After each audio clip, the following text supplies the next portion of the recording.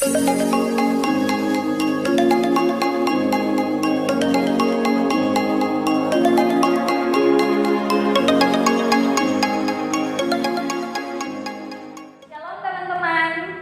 apa kabar? Saya berharap kita semua masih dalam perlindungan Tuhan.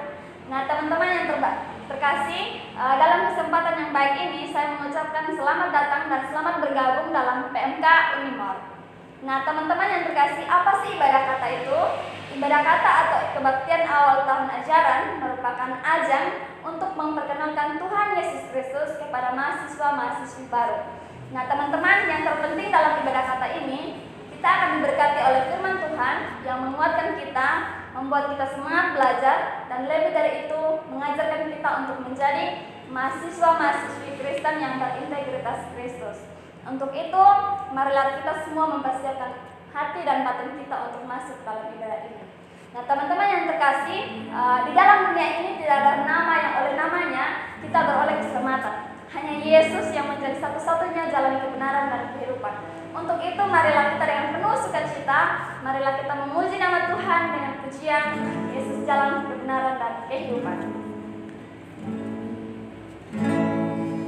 Glory, hallelujah. Glory, hallelujah. Glory, hallelujah. Glory, hallelujah. Di dalam namanya ada keselamatan kekal. Yesus jalan kebenaran dan jalan kehidupan. Itulah Yesus katakan, aku percaya, amin. Di dalam namanya ada keselamatan kekal. Glory, hallelujah. Glory, hallelujah. Glory, hallelujah. Glory, hallelujah. Di dalam namanya ada keselamatan kekal. Di dalam namanya ada keselamatan kekal. Nah teman-teman, marilah kita berdoa. Bapa dalam kerajaan surga, Bapa yang baik, terima kasih banyak Tuhan untuk kasih dan kemurahan Tuhan masih memberkati kami sampai saat ini Tuhan. Kami akan memulai ibadah kata kami ini, biarlah Roh Kudus-Mu memimpin kami dari awal, pertengahan hingga berakhir dengan baik. Ini doa ini sembahyang kami Tuhan, di dalam nama Yesus Kristus kami datang dan berdoa. Haleluya, amin. Nah teman-teman yang terkasih, ketika kita hidup dekat dengan Tuhan, ketika kita memprioritaskan Tuhan, kita akan merasakan kedamaian, ketentraman, dan sukacita. Untuk itu, marilah saya mengajak teman-teman semua, marilah kita bersatu saat teduh sejenak, marilah kita merenungkan kasih Tuhan dalam kehidupan kita. Teman-teman yang terkasih, ketika kita berada dalam lingkungan dunia, marilah kita memandang kepada Yesus yang menjadi sumber dan penolong kita. Ketika kita merasa sakit hati, amarah, biarlah Yesus menjadi satu-satunya penolong kita. Karena Ia mengenal kita jauh melebihi apapun. Jangan hidup jauh-jauh dari Tuhan teman-teman. Karena Ia mengenal kita, Dia tidak memandang siapa kita.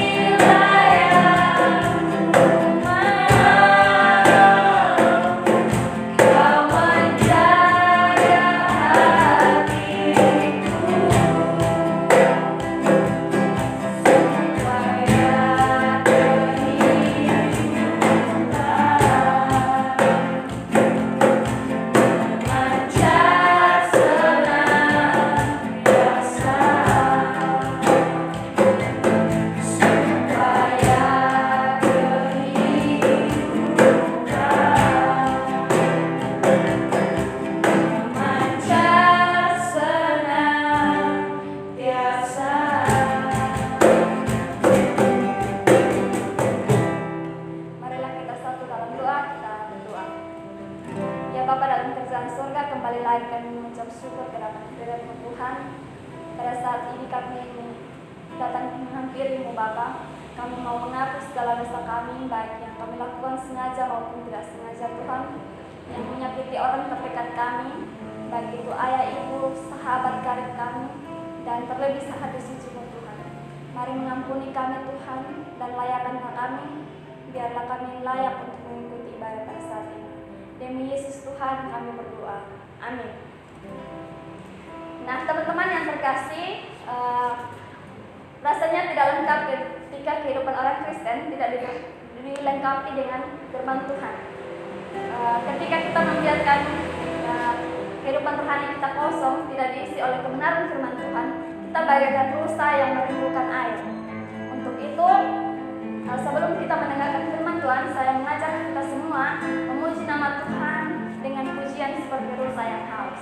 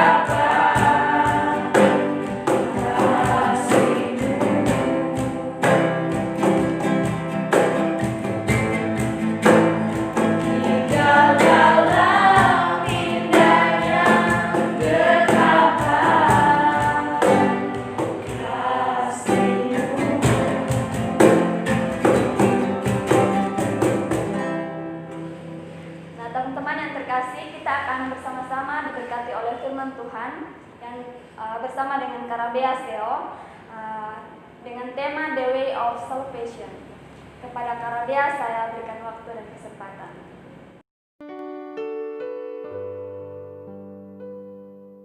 Shalom adik-adik yang terkasih di dalam Tuhan, mari bersama-sama kita belajar kebenaran firman Tuhan yang terambil dari Yohanes pasal yang ke-14 ayat yang ke-6. Demikian firman Tuhan, kata Yesus kepadanya, Akulah jalan dan kebenaran dan hidup. Tidak ada seorang pun yang datang kepada Bapa kalau tidak melalui aku. Dengan tema The Way of Salvation, Mari kita melihat bersama-sama di dalam kehidupan kita bahwa Yesuslah satu-satunya jalan kebenaran dan hidup. Banyak orang mengatakan bahwa ada banyak jalan menuju Roma, tetapi jalan ke surga hanya satu jalan. Maka pendapat ini saya katakan adalah pendapat yang bijak dan alkitabiah. Tapi beberapa orang yang lain mengatakan banyak jalan menuju Roma, begitu juga banyak jalan menuju surga. Tentunya hal ini tidak benar dan tidak tepat, karena jalan satu-satunya ke surga hanyalah melalui Yesus Kristus. Ada yang mengatakan bahwa semua agama itu sama, karena semua agama mengajarkan tentang kebaikan dan juga mengajarkan tentang hidup di surga. Tetapi menjadi pertanyaan, jika semua agama itu sama, lalu untuk apa harus banyak agama? Kenapa tidak cuma hanya satu agama? Bukankah karena setiap agama memiliki keunikan dan juga memiliki keistimewaannya sendiri, sehingga masing-masing agama menunjukkan cara ataupun juga ajaran-ajarannya sendiri tentang surga. Kalau semua agama sama, sudah seharusnya cuma satu agama.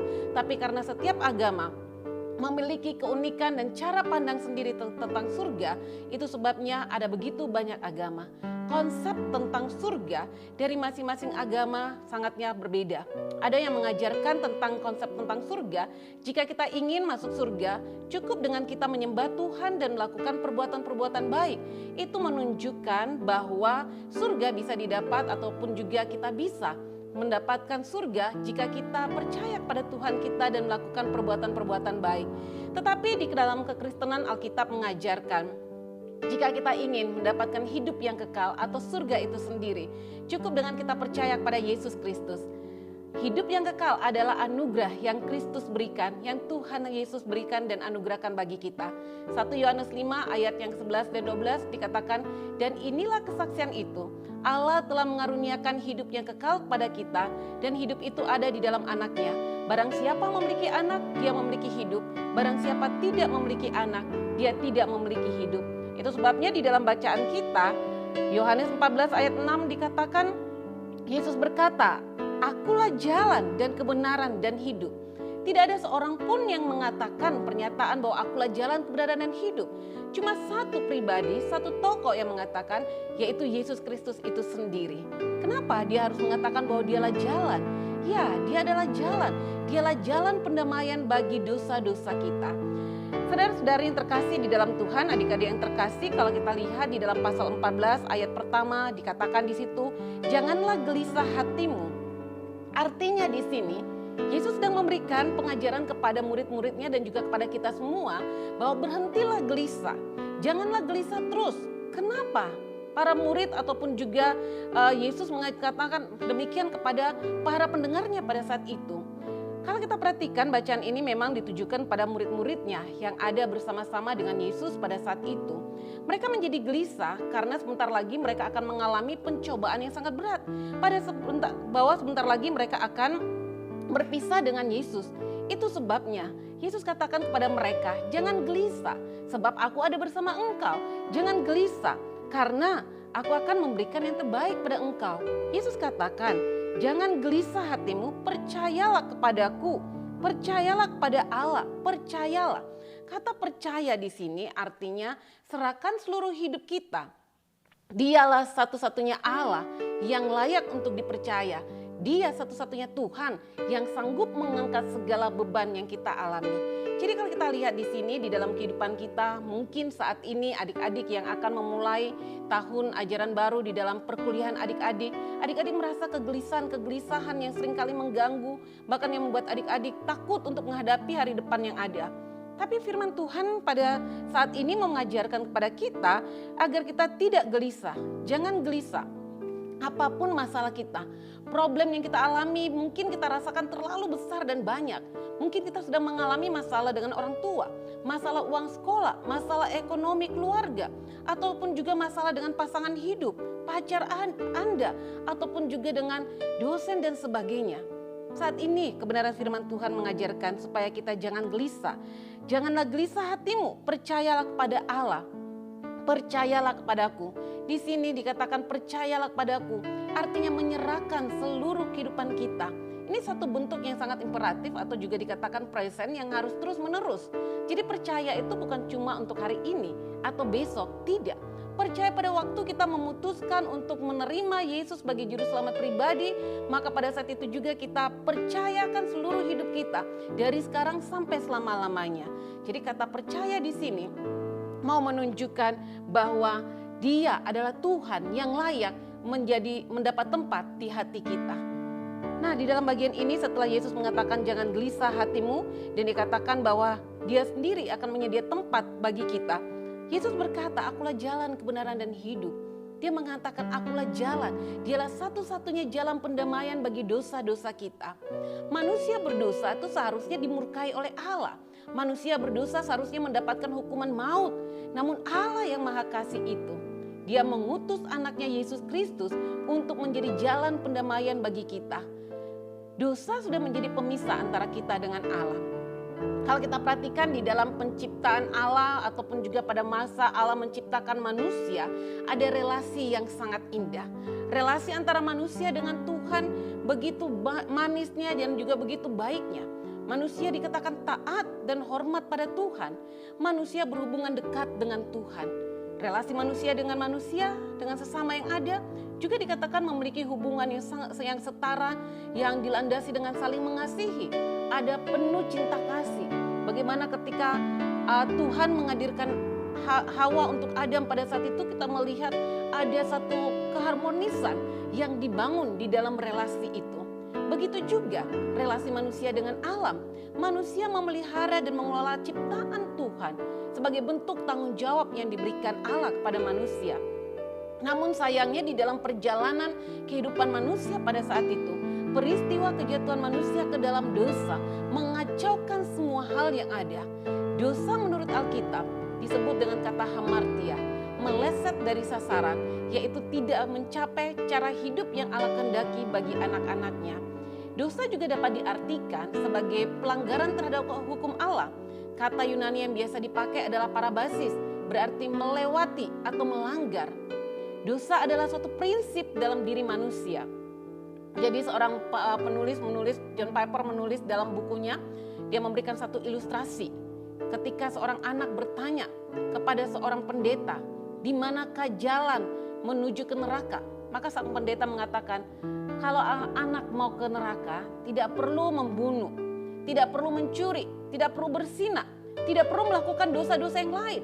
Cukup anak hidup dengan prinsip diri sendiri, maka anak akan sampai di pintu neraka. Artinya apa? Dosa adalah prinsip dalam diri manusia. Dosa bukan hanya suatu tindakan, tetapi juga suatu prinsip yang didiami, yang ada di dalam diri kita.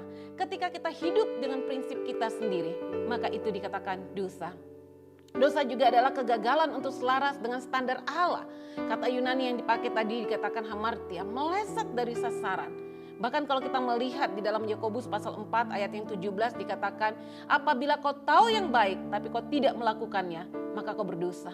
Contoh, di dalam kehidupan kita sebagai seorang mahasiswa, kita tahu yang baik ketika kita mengendarai sepeda motor.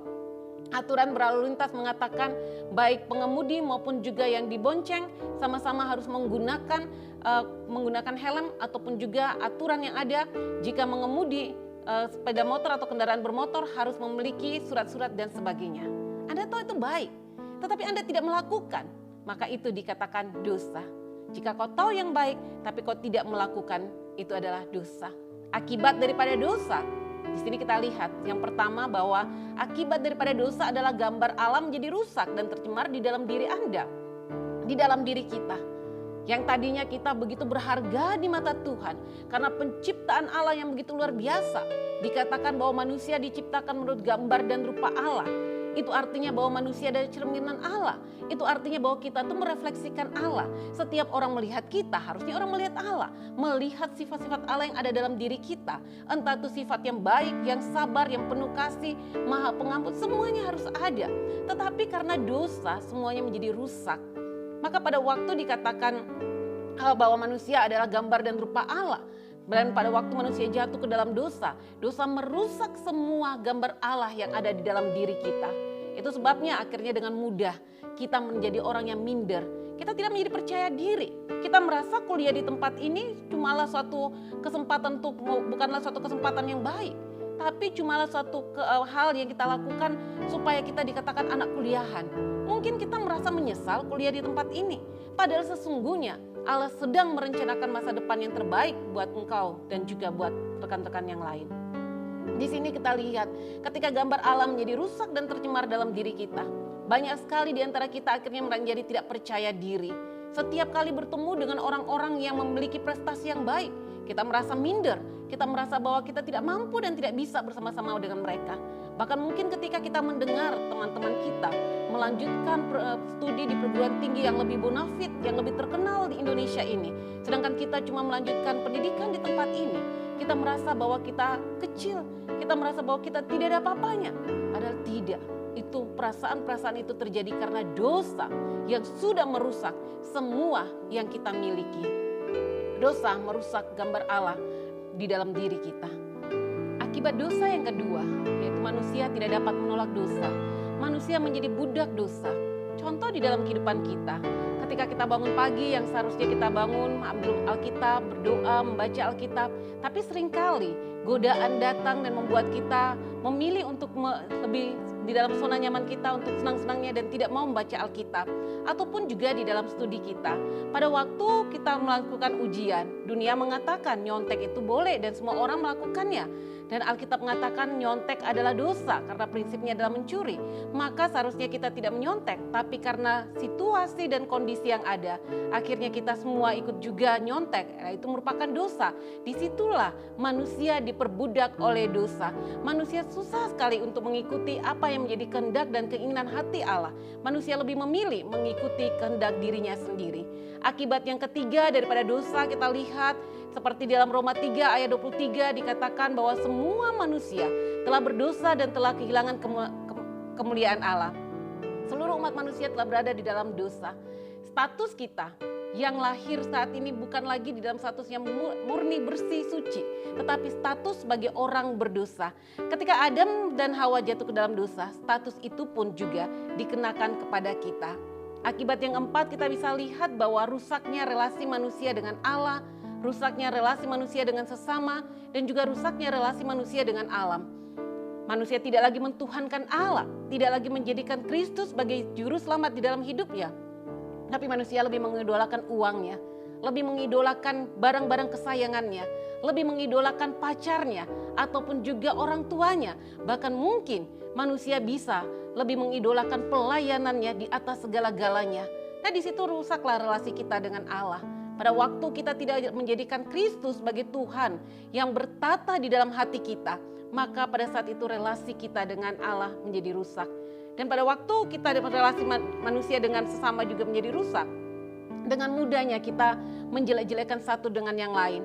Ya, di kalangan anak muda seringkali kita mendengar istilah bully, istilah saling menjatuhkan satu dengan yang lain. Bahkan juga mungkin banyak di antara kita masih memelihara sifat-sifat dosa atau yang dikatakan 7 dosa maut. Kemalasan, iri hati, kebohongan, ataupun juga dosa-dosa yang lain. Bahkan ketika kita menjadi orang yang tamak, orang yang rakus, ataupun juga dikatakan orang yang maruk, itu masuk di dalam kategori 7 dosa maut. Dan itu merupakan akibat daripada dosa di dalam relasi kita dengan sesama yang menjadi rusak.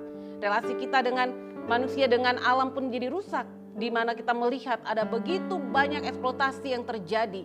Manusia tidak menggunakan alam supaya Tuhan dipermuliakan lewat alam yang ada. Tapi justru manusia mencari keuntungan melalui alam untuk kepentingan dirinya sendiri. Akibat dosa yang kelima, manusia mengalami penderitaan.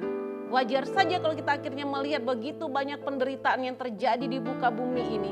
Itu semua hanya karena dosa. Kita melihat bagaimana kekeringan terjadi.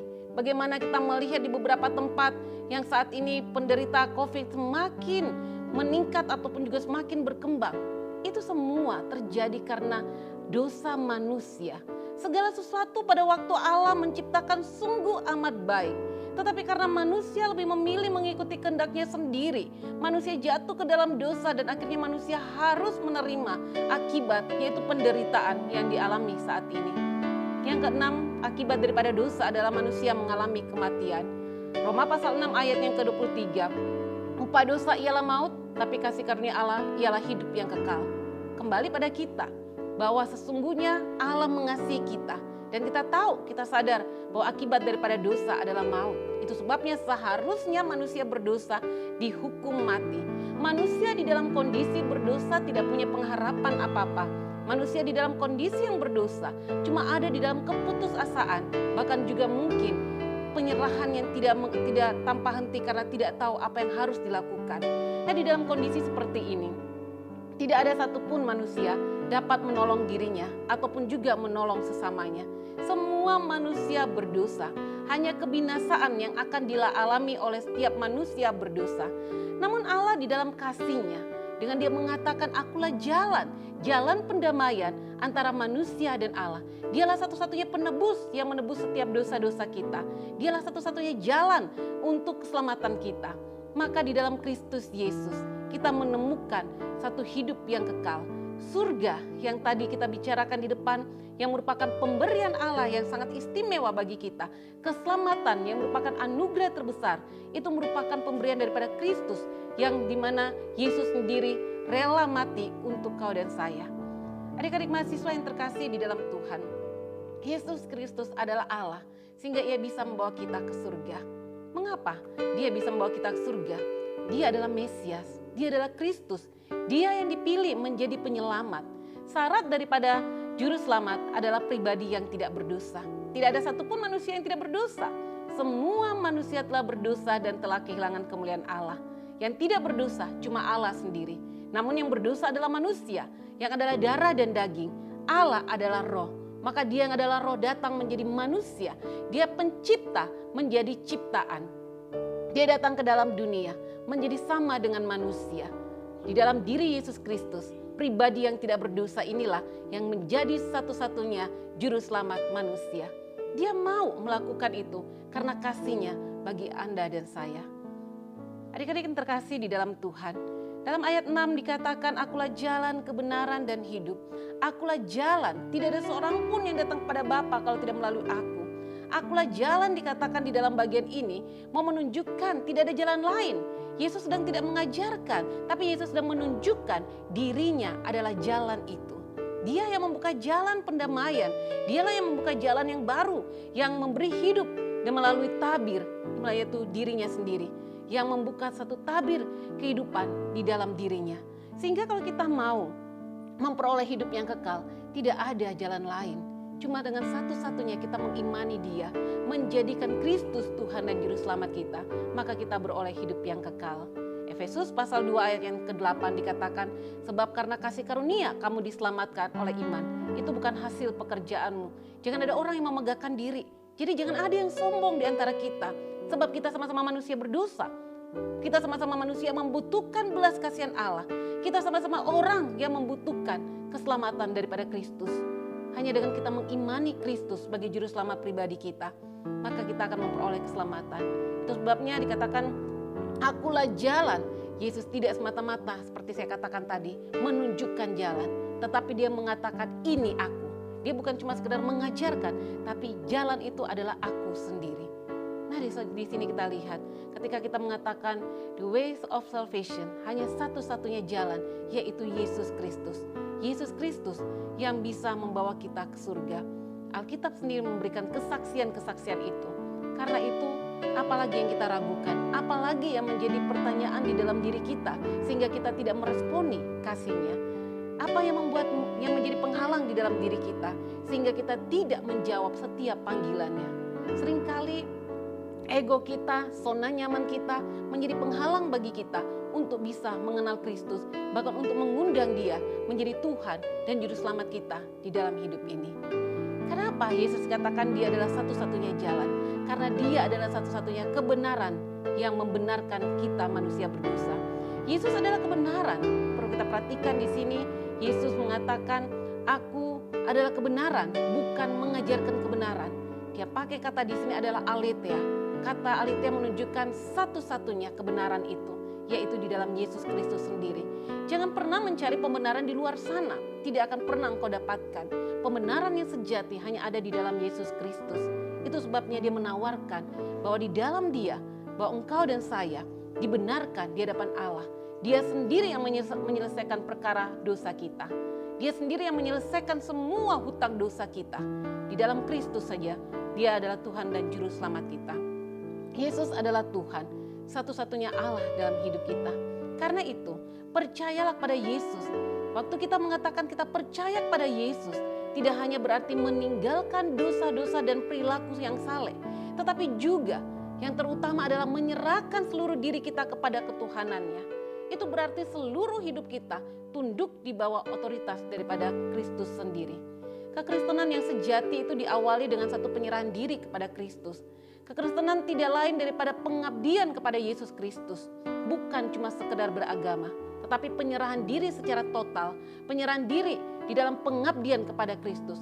Melakukan apa yang Dia kehendaki. Itu sebabnya di dalam 1 Yohanes 2 ayat 6 dikatakan, barang siapa mengatakan bahwa ia ada di dalam Dia, ia wajib hidup sama seperti Kristus telah hidup.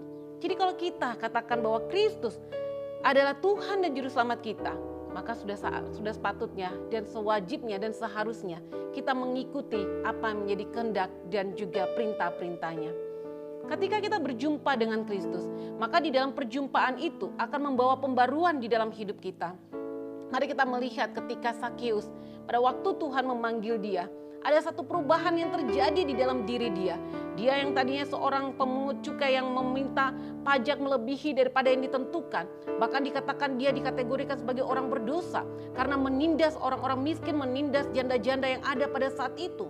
Tetapi pada waktu dia berjumpa dengan Kristus, menjadi suatu perjumpaan yang sangat istimewa. Karena memberikan perubahan di dalam hidupnya.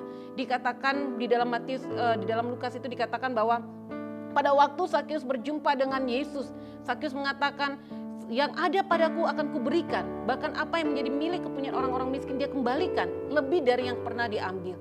Itu menunjukkan bahwa perjumpaan dengan Kristus membawa pembaruan hidup, menjadi aku yang baru, dan membuat hari-harinya penuh dengan sukacita. Perjumpaan dengan Kristus secara pribadi berarti menjadikan Kristus sebagai pusat hidup. Kristuslah Tuhan yang memerintah di dalam hidupnya. Bukan aku, bukan saya, bukan I, tapi Kristus. Seringkali kita merasa bahwa hidup saya adalah milik saya. Yang penting aku puas, yang penting aku senang, yang penting dan yang penting diri kita. Bukan itu yang Yesus maksudkan. Ketika kita berjumpa dengan Dia, maka dirinya lah, Yesus Kristuslah yang bertatah di dalam hati kita. Pada waktu kita mengalami perjumpaan dengan Kristus, di situ kita mengasihi Dia dengan segenap hati kita. Dia menjadi Allah yang memerintah di dalam hidup kita. Maka pada waktu kita melakukan perintah-perintahnya, bukan cuma mengasihi Dia, tetapi juga mengasihi sesama. Jadi mengasihi Tuhan itu juga berarti mengajak orang lain untuk mengenal Kristus. Kita tidak cukup dengan keselamatan Tuhan untuk diri kita, tetapi kita juga membagikan keselamatan itu bagi sesama kita. Dan kita menunjukkan kasih kita kepada Kristus itu dengan cara kita mengasihi sesama. Mengasihi sesama dengan cara kita saling mengasihi, saling mendahului di dalam memberi hormat. Seperti di dalam Roma pasal 12 ayat yang ke-10. Ataupun juga dikatakan kita mengasihi sesama, yaitu dengan menerima satu dengan yang lain, peduli satu dengan yang lain, saling menanggung beban satu dengan yang lain, saling mengampuni, bahkan juga saling mendorong, membangun dan juga kita mendukung satu dengan yang lain. Ketika kita mengasihi sesama, maka juga di dalamnya ada pengakuan dosa, berani untuk mengatakan dosa kita kepada sesama kita yang mendukung kita di dalam pertumbuhan iman kita. Karena itu adik-adik yang terkasih di dalam Tuhan, memasuki tahun ajaran yang baru ini, mari kita hidup di dalam Kristus, kita hidup di dalam Tuhan, karena Dialah satu-satunya jalan yang dapat membawa kita pada hidup yang kekal. Pada waktu kita menyerahkan seluruh hidup kita, maka Dia sebagai Allah yang memerintah kita, Dia akan menolong kita di dalam perjalanan perkuliahan kita. Dia akan memampukan kita untuk bisa mengatasi setiap persoalan-persoalan hidup kita. Dia akan memampukan kita juga untuk bisa mengasihi sesama kita. Di dalam masa-masa studi seperti ini, kita tidak bisa dengan diri kita sendiri atau merasa bahwa kita mampu mengerjakan semuanya. Tidak, kita butuh sesama kita. Kita butuh juga sesama kita sebagai wadah di mana kita bisa mengaplikasikan kasih Allah kepada mereka. Karena itu, biarlah dengan memasuki tahun ajaran yang baru ini, kita benar-benar hidup di dalam Kristus, meyakini bahwa di dalam Kristuslah ada jalan keselamatan yang pasti. Di dalam Kristus saja kita memperoleh hidup yang kekal. Dan hanya di dalam Kristus kita mampu untuk bisa mengasihi sesama kita. Kiranya Tuhan menolong dan memberkati kita sekalian. Mari kita satu di dalam doa. Mari setiap kita mengambil waktu teduh sejenak, kita merenungkan kembali kebenaran firman Tuhan. Kalau sampai saat ini mungkin di antara kita masih belum menjadikan Kristus sebagai Tuhan dan Juru Selamat pribadi, mari kita datang mengundang Yesus Kristus supaya Dia bertata di dalam hati kita. Jika saat ini setiap kita yang mendengarkan firman Tuhan, kita sadar bahwa kita sudah lama menjadi Kristen, tetapi tidak pernah mengundang Yesus sebagai Tuhan dan Juru Selamat kita. Kita tidak pernah mengundang Kristus bertata dalam hati kita. Biarlah saat ini kita membuka hati kita, menerima Dia dan menjadikan Dia Tuhan dalam hidup kita. Bagi setiap kita yang saat ini meresponi akan panggilan Tuhan, mari kita berkata di dalam hati kita, terima kasih Tuhan, teruslah bertata di dalam hati hamba-Mu dan teruslah memimpin setiap langkah hidup hamba-Mu, supaya hamba-Mu berjalan di dalam kebenaran dan di dalam kasih Tuhan saja. Mari setiap kita yang sudah menerima Yesus sebagai Tuhan dan Juru Selamat pribadi, perjumpaan dengan Kristus merupakan perjumpaan yang sangat istimewa dalam hidupmu. Biarlah perjumpaan ini menolong engkau supaya bisa memiliki cara hidup yang baru. Perjumpaan dengan Kristus memungkinkan engkau bisa mengasihi sesamamu. Dan biarlah sikap kasih itu yang terus kita kembangkan. Mari masing-masing kita berdoa dalam hati kita. Bapa, di dalam nama Tuhan Yesus, terima kasih untuk kebenaran firman-Mu yang terus mengingatkan kami akan kasih karunia Allah. Betapa kami bersyukur Kristus menjadi Tuhan dan Juru Selamat di dalam hidup kami. Kami bersyukur di dalam Kristus kami memperoleh hidup yang kekal. Keselamatan yang Tuhan anugerahkan bagi kami merupakan hal yang istimewa dalam hidup kami dan merupakan hal terindah di dalam kehidupan kami. Dan biarlah Tuhan Yesus terus bertata di dalam hati kami. Terima kasih ya Tuhan, biarlah Engkau sendiri yang menjadi Allah di dalam hidup kami, yang terus memimpin setiap langkah hidup kami. Di dalam nama Tuhan kami. Teman-teman yang terkasih, kita telah sampai di penghujung ibadah. Saya percaya dengan sungguh kita sangat terberkati oleh firman yang telah kita dengar. Nah teman-teman yang terkasih, cinta Tuhan teramat besar bagi kita. Ketika kita jauh, Dia membawa kita untuk mendekat kepada Dia. Dan Dia sungguh-sungguh mencintai kita. Ia memanggil kita sahabat-sahabatnya. Dan menjadi perkara terindah, Ia menerima kita